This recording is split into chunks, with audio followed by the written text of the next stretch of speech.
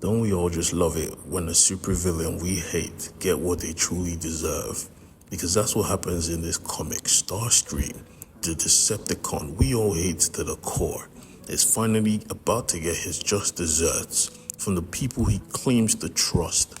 And that is the best part, because in this issue, the US government has finally notified or finally decides to listen about the presence of Decepticons on their planet.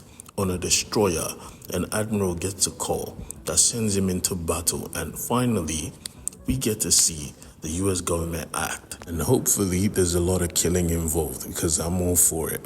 But that's not the best part of this issue. The Decepticons all gather because they have to discuss their recent failures. They haven't failed this much, especially because Decepticons are always supposed to be mighty. They're also supposed to be in charge. They're always supposed to be brutal conquerors. But now they were running away from freaking Optimus Prime. That should not be happening, especially when Soundwave is part of the group. So obviously Soundwave called this meeting. One of them was about to mention Megatron's name, and Starscream for some reason decides to slap him down.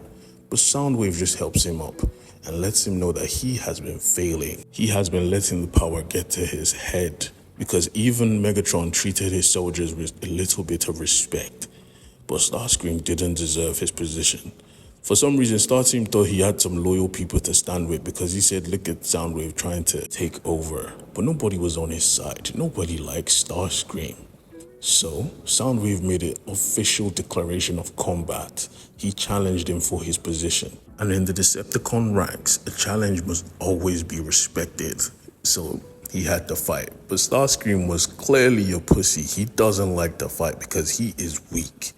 Stepping up to combat, Soundwave laid the first attack. To Starscream's dismay, he blasted him in the back of his wing so he could not fly away. Then the battle began. He beat the absolute brakes of Starscream, and I loved every second of it.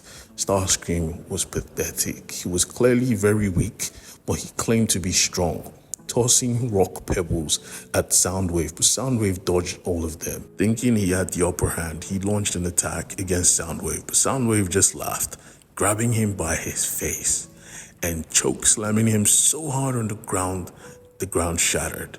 He beat the brakes off Starscream. God, I loved every single panel of this. It was fun to see, because nobody deserved this more than Starscream. When Soundwave was done, his face was no longer his face. But you have to give it to Starscream though. He didn't yield, launching attacks on attacks, but Soundwave didn't yield as well, giving him a strong headbutt and letting his Falcon tear his eye out. He was brutal. It was basically a fatality. And when Starscream got up, he still claimed like he was the leader, telling him that he would forgive him if he surrenders right now when he was the one losing.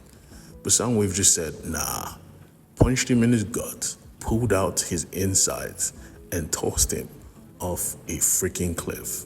This was crazy, and I loved every second of it. Because Starscream's death is something that should have been happening. He deserves it. After the challenge was done, when Soundwave went back to the group, all of them knew what was up. All of them took the knee, because this was someone who deserved their respect, who deserved their loyalty.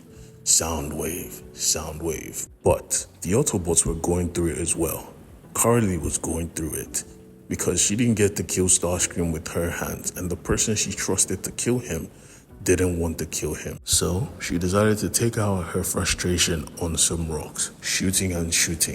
But RC thought she could come and talk to her and help her out of her funk and shoot as well.